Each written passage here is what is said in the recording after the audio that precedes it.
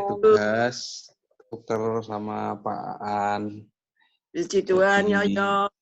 Iya, Tante. Shalom. Harusnya saya kemarin Senin bertugas, tapi lenyap itu tanpa bekas. Jadi hari ini saya gantikan Pak Aan, tugasnya Pak Aan. Nah, kita belajar di Yeremia 28 ayat yang pertama sampai 17.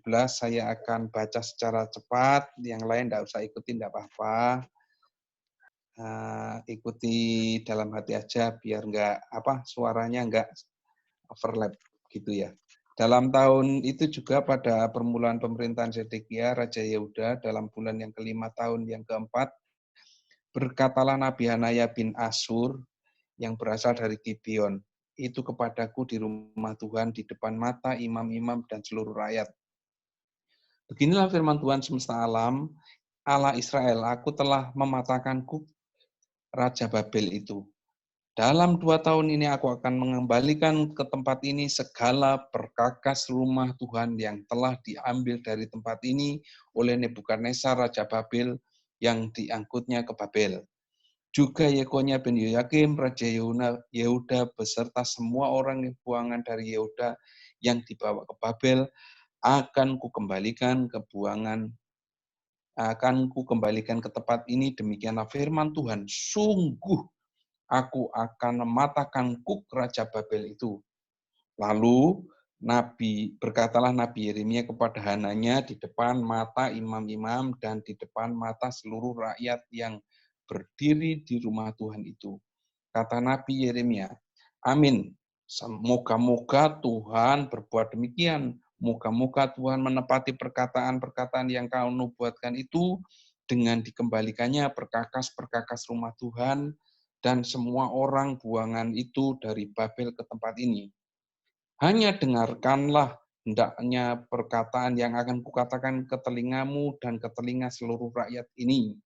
Nabi-nabi yang ada sebelum aku dan sebelum engkau dari dahulu kala telah bernubuat kepada banyak negeri dan terhadap kerajaan-kerajaan yang besar tentang perang dan malapetaka dan penyakit sampar. Tetapi mengenai seorang nabi yang bernubuat tentang damai sejahtera, jika nubuat itu digenapi, maka barulah ketahuan bahwa nabi itu benar-benar diutus oleh Tuhan. Kemudian Nabi Hananya mengambil gandar itu daripada tengkuk Nabi Yeremia lalu mematahkannya.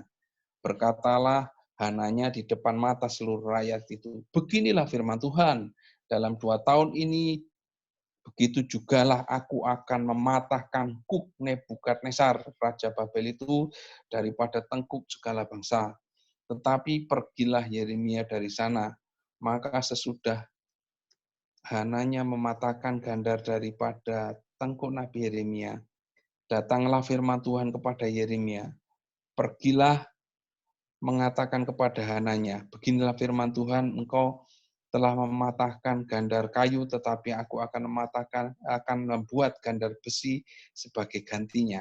Sebab beginilah firman Tuhan semesta alam, Allah Israel, Kuk besi akan kutaruh ke atas tengkuk segala bangsa ini, sehingga mereka takut kepada Nebukadnezar Raja Babel. Sungguh mereka akan takluk kepadanya. Malahan binatang-binatang di padang telah kuserahkan kepadanya. Lalu berkatalah Nabi Yeremia kepada Nabi Hananya, dengarkanlah hai Hananya, Tuhan tidak mengutus engkau, tetapi engkau telah membuat bangsa ini percaya kepada dusta. Sebab beginilah firman Tuhan, sesungguhnya aku akan menyuruh engkau pergi dari muka bumi ini. Tahun ini juga engkau akan mati, sebab engkau telah mengajak murtad terhadap Tuhan. Maka matilah Nabi Hananya dalam tahun itu juga pada bulan yang ke-7. Amin. Saudara yang kasih Tuhan, dari pembacaan ini kita belajar tentang Nabi Yeremia melawan Nabi Hananya. Nah, saudara yang dikasih Tuhan, di masa pelayanan Yeremia ini di Yehuda dan Israel sedang terancam. Jadi 2 negara besar yaitu Babilonia dan juga Mesir sedang mengancam negara ini untuk menguasainya. Dan di saat itu tentu kesulitan sedang terjadi ini, dan waktu itu Israel ditawan dan sebagian dibawa ke Babel. Nah, saudara yang kasih Tuhan, di saat-saat seperti itu saya percaya tentu orang-orang Israel mengharapkan suatu pembebasan, mengharapkan suatu yang bisa melegakannya. Dan dalam waktu itu saya percaya dalam tekanan yang besar, nyawa terancam dan perekonomian terancam, dan apapun waktu itu dalam masa penjajahan dikuasai oleh bangsa lain, tentu saja tidak akan enak. Dan bangsa lain menguasai, itu tentu akan mengambil segala potensi, segala apa yang ada di Israel untuk dibawa ke negaranya. Perkakas bait Allah dan seluruh isinya sedang dibawa ke Babel. Dan terutama perkakas bait Allah adalah lambang sesuatu yang sangat dibanggakan Israel. Waktu itu umat Israel sedang bangga-bangganya punya bait Allah yang besar dan punya perkakas yang luar biasa untuk ibadah, dan merasa ibadahnya paling luar biasa saat itu daripada bangsa-bangsa lain. Dan itu jadi kebanggaan. Orang Israel lupa bahwa kebanggaan sebenarnya adalah bukan bait Allah itu sendiri, tapi yang berdiam di bait Allah itu, yaitu Allah itu sendiri. Itu mereka lupa. Jadi beribadah tidak ya cuma datang ibadah untuk memenuhi bahwa dia beribadah kepada Tuhan untuk memuaskan dia sendiri, bukan untuk mengikuti hidup seperti yang diinginkan Tuhan. Sehingga waktu itu orang-orang Israel dan Yehuda terikat dengan berhala-berhala. Dikatakan bahwa ya begitu banyak kotanya, di situ sebegitu banyak berhalanya. Jadi di setiap kota itu ada berhala yang mereka sembah selain Allah kita. Nah, saudara yang kasih Tuhan, itu membuat mereka karena ketidaktaat mereka suatu saat nanti di Yeremia 14 kalau nggak salah saya sempat baca bahwa Yeremia wis nggak usah doa lagi, wis nggak usah didoakan bangsa ini. Hukuman nggak akan dibatalkan. Nah, mungkin seperti itu garis besarnya. Tapi Yeremia ini tetap melayani, tetap melayani. Nanti di kisah selanjutnya bahwa pelayanan Yeremia ini dampaknya baru terasa setelah Yeremia tidak ada. Nah, dari tema ini yaitu Yeremia melawan Nabi Hananya, kita belajar tentang beberapa karakter. Nah, ada jadi 3 hal yang perlu kita belajar, yaitu yang pertama Hananya, yaitu nabi palsu, dan yang kedua rakyat Yehuda dan Israel, dan yang ketiga Yeremia sendiri. Nah, saudara yang kasih Tuhan, ketika dalam masa-masa tertekan, masa-masa kekurangan, masa-masa terancam, dan masa-masa yang tidak enak, ketika seseorang menyampaikan sesuatu yang menyenangkan, suatu janji pembebasan, suatu janji akan dilepaskan, suatu janji pemulihan, itu akan sangat menyenangkan. Itu akan sangat mudah sekali dipercaya. Nah, ketika Hananya sampaikan seperti itu semua bangsa ini percaya. Bahkan dikatakan tadi menyesatkan seluruh bangsa. Gitu. Jadi dalam masa-masa seperti ini, saya percaya perkataan yang indah-indah itu akan sangat dipercaya dan akan sangat menguatkan. Tapi, saudara yang kasih Tuhan, kalau perkataan itu bukan dari Allah, kalau perkataan itu cuma menghibur, ya itu tidak akan ada artinya, bahkan bisa membawa penghukuman. Nah, mengapa membawa penghukuman? Karena perkataan itu bukan dari Allah. Walaupun kelihatannya firman Tuhan, ini akan kamu dibebaskan. Kuk yang dari Yeremia diambil, dipatahkan. Padahal di Yeremia 27, Tuhan jelas tentang bikin gandar kepada Yeremia. Bikin gandar. Lalu Yeremia kemana-mana bawa gandar itu. Jadi nabi-nabi pada zaman dahulu sangat ekstrim-ekstrim. Yesaya sendiri harus tiarap berapa bulan lama, sekitar 9 bulan harus dia tiarap untuk memberitakan bahwa untuk firman itu disampaikan dengan ekstrim seperti itu supaya Israel tahu, Israel melihat. Dan yuk Hosea kemarin kita sempat belajar harus praktek dengan hidupnya, disuruh Tuhan untuk mengawini seorang sundal. Bahkan ketika orang sundal itu meninggalkannya, dia Tuhan harus perintahkan Hosea, ambil, cari, bawa pulang. Kamu harus mencintainya lagi. Dan dia harus bayar 15 uang perak dibayarkan, dan seperti itu. Jadi nabi-nabi zaman dahulu ketika dia melakukan firman Tuhan, melakukan pelayanan itu sangat tidak enak bagi dagingnya ya. Sangat tidak enak. Nah, jadi ketika ada seorang nabi yang cenderung mengatakan yang enak-enak, itu perlu kita curigai. Nah, bukan berarti bahwa itu nabi palsu, enggak. Tapi mari perkataan ini, saya setiap ada menyatakan pembebasan, kelepasan ekonomi, pemulihan, saya aminkan. Tapi yang perlu saya perhatikan adalah saat ini apa dulu yang harus saya lakukan, itu saya utamakan. Kalau pembebasan, Tuhan pasti bebaskan, Tuhan pasti lepaskan, Tuhan pasti berkati, Tuhan pasti pulihkan, karena itu kehendak Tuhan, dan karena Tuhan tidak punya rencana yang buruk.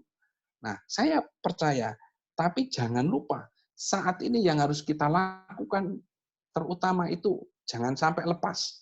Jangan sampai kita, nah, nabi-nabi seperti Hananya itu menyampaikan pesan seperti itu, membuat orang Israel, orang Yehuda terlena, sehingga tidak melakukan apa yang harusnya dilakukan. Nah, seperti itu. Jadi penyesatan itu seperti itu, bukan penyesatan menyatakan bahwa Yesus bukan Tuhan. Nah, enggak seperti itu. Tapi firman disampaikan sehingga tujuan kita yang sesungguhnya harusnya mengarah ke utara itu dibelokkan sedikit ke arah utara, belok sedikit. Nah, ini nanti sampai suatu saat berapa puluh kilo kita baru ketahuan jaraknya bahwa kita tersesat sudah terlalu jauh. Seperti itu, nabi palsu itu halus. Perkataannya enak, pengajarannya luar biasa. Tapi jangan lupa itu nanti membawa kita kepada kesesatan. Jadi Tuhan inginkan hari-hari ini kita tahu benar hari ini apa yang harus kita lakukan dengan tepat. Jangan sampai ini miss atau kita lepas dari apa yang harus visi Tuhan yang kita berikan kepada kita. Nah, seperti pesan Tuhan di pembuangan Babel itu dikatakan, yang lain-lain nabi juga di masa waktu itu katakan pembebasan, tapi Tuhan katakan kamu diami, tinggallah di Babel, nikah, terus usahakan kesejahteraan kotamu. Loh, sehingga ada ayat katakan, nanti baca juga di Yeremia 29. Di ayat 11 ini baru ada ayat, sebab aku ini mengetahui rancangan-rancangan apa yang ada padaku mengenai kamu, demikianlah firman Tuhan, yaitu rancangan damai sejahtera dan bukan rancangan kecelakaan, untuk memberikan kepadamu hari depan yang penuh harapan. Loh, ayat ini diucapkan saat pembuangan di Babel. Di ayat 7 ada perintah, di ayat mulai 6 dikatakan, ambillah istri untuk memperanakan anak-anak laki dan perempuan, ambillah istri bagi anak-anakmu laki-laki dan carikanlah suami bagi anak perempuan, supaya mereka melahirkan anak laki-laki dan perempuan, agar di sana kamu bertambah banyak dan jangan berkurang. 7, usahakanlah kesejahteraan kota kemana aku buang, dan berdoalah untuk kota itu kepada Tuhan, sebab kesejahteraannya adalah kesejahteraanmu. Loh, di kota pembuangan, kota musuh, kota yang jelas mencelakakan orang, dikatakan itu kesejahteraan kota itu kesejahteraanmu juga. Nah, kan aneh. Nah, ini yang tidak diperhatikan oleh orang-orang lain. Kalau orang-orang lain itu akan mendengar perkataan nabi-nabi palsu, dalam hatinya dia akan tetap memusuhi bangsa yang telah membawa dia kepada pembuangan. Tapi Tuhan katakan bangsa itu adalah bangsamu. kesejahteraan kota itu kesejahteraan kota mulu. Kita di mana, berarti dengan kata lain kita tidak boleh ada musuh sama sekali. Kemana kita dibuang, di situ kita harus anggap musuh itu sahabat kita, bahkan bangsa kita harus kesejahteraan kota kita sejahterakan. Nah, jadi hari-hari ini kita belajar. Mungkin orang lain tidak melakukan ini, dan saya percaya seperti itu. Mungkin hari-hari ini ketika terjadi seperti ini, orang-orang cenderung pelit, cenderung nyimpen uangnya. Kita nggak tahu sampai kapan ini terjadi. Tapi mari kita belajar untuk berbuat kebalikan, yaitu memberi. Nah, satu saat dari peristiwa ini saya belajar. Waktu saya beli sesuatu untuk makanan kucing, ada tukang becak itu naik becak dengan lemah, dengan nggak tahu mau kemana, jelas nggak ada penumpang waktu itu, berapa sebulan yang lalu mungkin masih kenceng-kencengnya itu pembatasan itu. Tapi begitu itu tuh saya mulai digerakkan untuk memberi. Saya harus mau nggak mau, walaupun nggak banyak saya beri. Di tempat lain suatu saat saya beli komponen, saya lihat tukang becak mulai puasa itu makan. Saya digerakkan lagi memberi, walaupun tidak banyak. Saya ikuti saja. Jadi hari-hari ini saya melakukan kebalikan. Apa yang bisa saya berikan. Apa yang saya bisa lakukan, saya lakukan. Saya dapat bagian, dapat bingkisan, saya mulai berbagi. Nah, untuk penjaga malam, kemarin saya mulai bergerak. Tak cari belum ada, nah saya belum kasih. Walaupun tidak banyak, saya belajar untuk memberi. Saya belajar, ya beberapa waktu kemarin sempat saya katakan, hati itu cuma satu. Kita bisa pilih dikasih baik atau kasih jahat. Kalau saya memilih hati saya, tak kasih benih pelit, guys. Ini aku tak simpen, aku tidak akan memberikan kepada siapapun. Tak simpen untuk saya dan keluarga saya. Itu nanti saya sampai kapanpun benih itu akan bertumbuh, benih pelit itu akan bertumbuh. Nah, saya sedang belajar merelakan apa yang saya punya, saya bagikan. Berapa waktu kemarin, saya sempat ditelepon seorang, Pak, ya ada masakan, tak bagi ya Pak, nanti tolong diambil, siap. Untuk makan-makan, dikasih siap saja, kapanpun saya ambil, sayur asin sama baikut itu sak panci, saudara. Sudah, saya nggak akan habiskan sendiri, walaupun itu senengan saya ini, senengan istri saya, senengan anak-anak saya. Panggil tetangga, tentu saja yang enggak Muslim nggak saya kasih tahu, tetangga segereja atau gereja lain yang ada di sekitar saya, kita kasih, ayo makan sama-sama sampai habis, sampai malam, habis langsung. Nah seperti itu, tinggal kuahnya gitu. Nah seperti itu saya belajar berbagi. Saya belajar melakukan apa yang dulu nggak saya lakukan. Saya belajar kebalikan dari orang. Kalau orang dulu ini saya hari-hari belajar tangkap apa yang Tuhan berikan, apa yang Tuhan visikan, saya akan belajar untuk melakukan. Itu bukan untuk apa ya, untuk supaya saya rohani, enggak. Itu untuk ngajar hati saya untuk ke depan lebih baik. Saya punya hati yang rela, punya hati yang nggak pelit. Nah, atau saya punya hati yang bisa bersyukur. Jadi kalau dikatakan mengucap syukur dalam segala hal, itu bukan berarti kita kesandung terus kejongor gitu, mengucap syukur Tuhan buat apa, enggak, tapi dengan gaya hidup kita yang memberi, gaya hidup kita yang tabah, yang bisa menerima keadaan, yang lain-lain mulai takut dan yang lain-lain, kita tetap mengucap syukur, kita tetap tabah. Berapa waktu lalu ada kabar di gang belakang saya, ada yang kena, terus ditutup itu gang. Saya tetap harus belajar tenang. Nah, ini dengar ada yang orang dekat-dekat sini kena, saya harus tetap tenang. Nah, istri saya kemarin sempat cerita, ternyata ketakutan itu menimbulkan suatu efek yang luar biasa. Ini, suatu saat, tahu-tahu istri saya ini kena migrain yang berat. Wah, sehari itu nggak bisa bangun di tempat tidur, nggak bisa apa-apa. Sudah, namanya juga migrain. Walaupun tidur itu rasanya ranjangnya kebalik-kebalik gitu. Nah, saya belikan obat, saya tanyakan teman-teman obatnya apa, saya belikan, saya juga berdoa gitu. Kemarin baru cerita, Pak, itu ketakutan itu ternyata efeknya luar biasa. Loh, opo oma, itu saya itu kena migrain ya nggak pernah saya alami seumur hidup itu karena memang kemarin saya sempat takut. Gimana kalau kena ke saya? Gimana kena anak-anak saya? Nanti seperti apa gitu. Terus Tuhan itu ingatkan melalui ayat-ayat. Saya downloadkan, dia minta download itu ayat yang bisa ngomong gitu. Jadi ayat Alkitab, tapi nanti kalau baca terus mungkin istri saya memang matanya harus pakai kacamata, mungkin pusing, dia mulai dengar Alkitab audio itu. Dengar dari kejadian mulai itu. Nah itu menimbulkan kekuatan dan istri saya tidak ngalami migrain lagi dan dia baru cerita. Oh ternyata ketakutan itu efeknya seperti itu.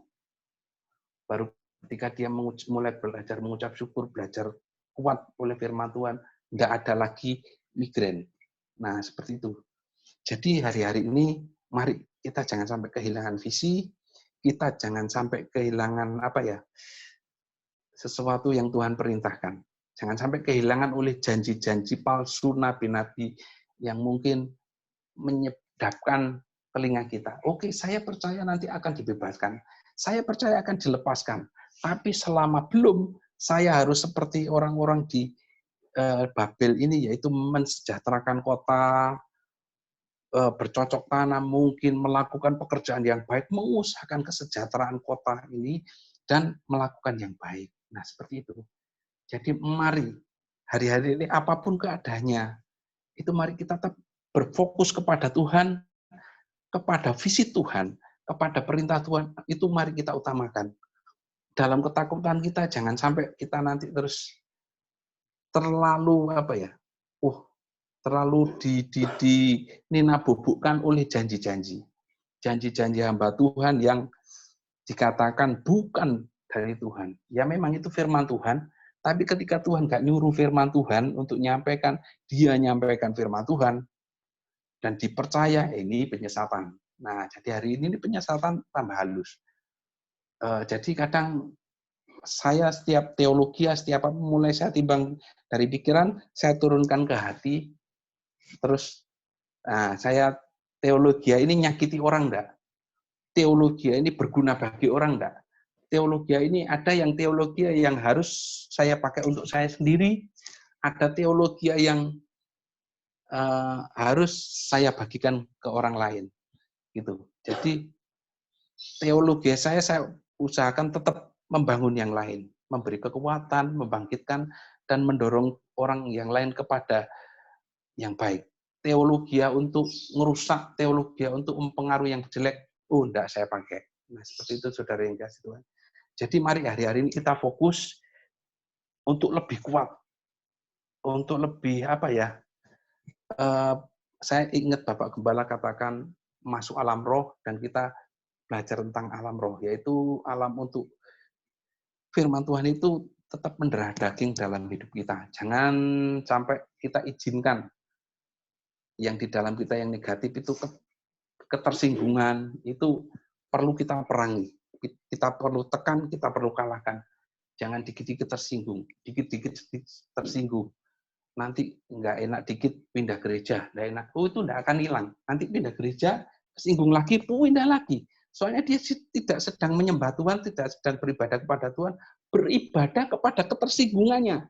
Itu berhala yang luar biasa itu. Berhala di Israel kelihatan, tapi hari ini berhala ketersinggungan pindah gereja. Itu tidak akan menumbuhkan. Tapi kalau kita mau diproses, kita hati-hati dengan seperti itu dan kita mau merelakan, kita mau meninggalkan berhala kita yang negatif-negatif dalam hidup kita. Oh, saya percaya kita akan lebih hati-hati.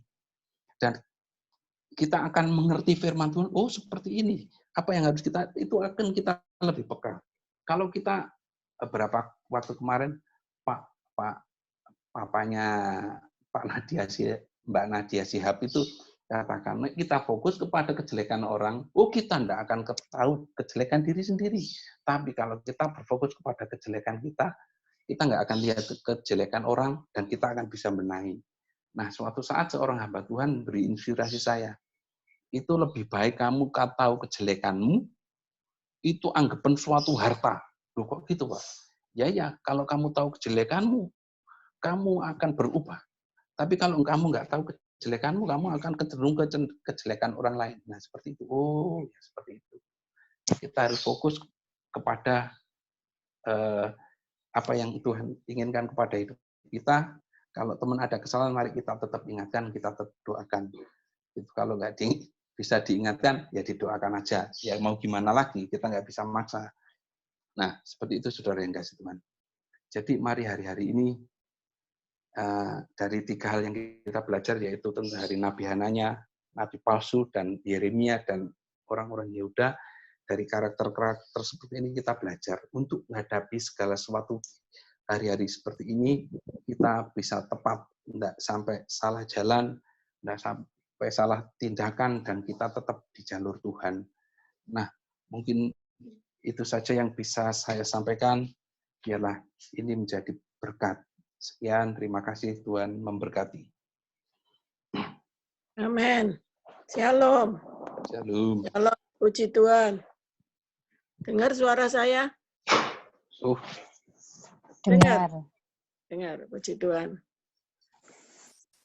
Dari kesimpulan dari Yeremia 28 ini, kita nih yang pertama harus menguji setiap nubuatan. Apakah nubuatan itu dari Tuhan atau bukan, itu kita harus kita uji. Setiap nubuatan harus kita uji. Jadi kita enggak usah bantah, enggak usah komplain. Kita uji.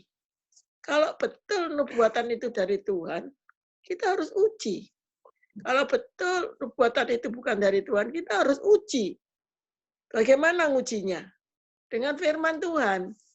Setuju? Setuju? Saya percaya kalau kita menguji setiap nubuatan berdasarkan firman Tuhan, pasti tidak salah. Kita harus dalam terang dan kita harus berpegang. Yang kedua, kita harus berpegang pada firman Tuhan. Selama orang itu tidak berpegang pada firman Tuhan dan belajar dari sejarah gereja. Belajar dari sejarah gereja. Dan memiliki hati dengar-dengaran akan Roh Kudus. Sehingga kita diluputkan dari tipu daya iblis. Yang pertama kita ini harus uji setiap roh itu. Setiap nubuatan kita harus uji. Betul enggak nubuatan itu terjadi? Saya masih ingat waktu awal saya belum tahun 2019, seorang hamba Tuhan katakan, suruh siap-siap, jangan takut, sesuatu akan terjadi. Secara manusia, sesuatu itu apa? Kalau saya takut, saya pasti ketakutan. Betul? Tapi dia berkata, nggak usah takut. Sudah dibungkus dengan darah Yesus. Sesuatu itu tidak bisa menjamah. Ya. Saya katakan, terima kasih Tuhan. Kalau itu memang dari Tuhan, terjadi, Tuhan sudah melindungi saya. Saya percaya, firman Tuhan, Mazmur 91, Tuhan sudah genapi dalam kehidupan saya. Puji Tuhan, begitu akhir bulan daripada tahun 2019, saya mengalami sesuatu. Saya itu baru mikir. Secara kita punya otak bisa mikir. Tuhan sudah berjanji melindungi. Jadi tidak ada terjadi sesuatu. Apa yang terjadi setelah sebulan, 2 bulan? Itu firman di dalam hati saya selalu katakan, tidak akan terjadi sesuatu. Meskipun saya mengalami sakit yang begitu, Tuh, awalnya saya enggak ngerti itu sakit apa. Dari lemes, ya, ternyata terserang virus. Sudah berapa dokter yang kita datangi, enggak ada yang tepat. Tapi terakhir Tuhan bisikan saya, pergi ke dokter ini. Itu kalau enggak Tuhan. Kalau kita punya firman, kita suka dengar-dengaran akan firman Tuhan, dan suka dengar-dengaran suara roh, Tuhan itu akan menuntun kita. Betul? Jadi kita tidak perlu takut. Saat-saat ini kita tidak perlu takut. Tuhan berjanji, walau 10.000 orang rebah di sisimu, 10.000 orang rebah di sisimu, tetapi malapetaka itu, tulah itu tidak akan menimpa kamu. Itu janji. Tapi kalau kita tidak percaya, kita ragu, pasti terjadi. Tapi marilah kita percaya. Dan kita juga menjaga, berpegang kepada firman Tuhan. Dan kita mau memiliki hati yang suka dengar-dengaran akan Roh Kudus. Amin. Kita diluputkan dari tipu muslihat iblis. Puji Tuhan. Saudara mau sungguh-sungguh dengar-dengaran. Amin. Ya. Penting Amin. kita mendengar dari Tuhan. Karena Amin. suara Tuhan tidak pernah menipu. Betul? Kalau Amin. suara Tuhan tidak pernah nipu. Kita harus uji. Makanya perlu kita uji sesuai firman enggak? Kalau sesuai firman, saya percaya terjadi. Puji Tuhan. Tuhan memberkati. Yuk kita doa. Kita makin peka akan suara Tuhan. Kita makin peka akan Roh Kudus. Sehingga pada saat-saat terakhir, saya cuma katakan, Tuhan terima kasih. Kalau Tuhan berikan saya kesempatan untuk hidup, semuanya untuk kemuliaan nama Tuhan. Amin. Tuhan luar biasa. Secara manusia, saya tidak tahu jalan hidup saya. Tapi Tuhan itu punya rancangan yang terbaik, rancangan yang terindah di dalam hidup kami masing-masing. Jadi jangan takut, jangan bimbang, jalani semua dengan pimpinan Roh Kudus. Perlu kita dengar-dengaran akan firman Tuhan, perlu kita dengar-dengar akan suara Tuhan, kita perlu dengar-dengaran akan suara gembala. Saya percaya setia, jujur, taat akan terjadi dalam hidup kita. Terima kasih Tuhan, kami percaya yang mengerti akan Yeremia 28 ini pasti terjadi di dalam hidup kita sehari-hari. Kita tetap percaya Tuhan menuntun kepada jalan yang benar. Terima kasih Bapak. Persiapkan hati kami terus peka akan suara Tuhan, karena nanti kedatangan Tuhan yang kedua kali, waktu sangkakala dibunyikan, kami sudah latihan untuk peka dengar suara Tuhan. Kami akan diangkat bersamamu Tuhan. Dalam nama Tuhan Yesus. Pengalaman-pengalaman pribadi kami bersamamu. Membawa kami makin intim dengan Tuhan. Makin sungguh-sungguh dengan Tuhan. Dan kami makin mencintaimu Tuhan. Dan percaya dengan segenap hati bahwa Tuhan selalu melindungi kami. Peduli akan kami. Dalam nama Tuhan Yesus. Siapa yang percaya kita disayang Tuhan, Tuhan peduli pada kita, hidup kita memuliakan Tuhan, memenangkan banyak jiwa, dan kami percaya kami ada dalam tangan Tuhan. Si iblis dihancurkan dalam nama Yesus. Kami percaya kami adalah milik Tuhan. Siapa yang percaya kita diberkati Tuhan dan disayang Tuhan, sama-sama saya katakan, Amin. Puji Tuhan. Berkati. Tuhan. Puji Tuhan. Tadi soal tidak pakai wajah, kayak baru mandi, jadi ganti baju.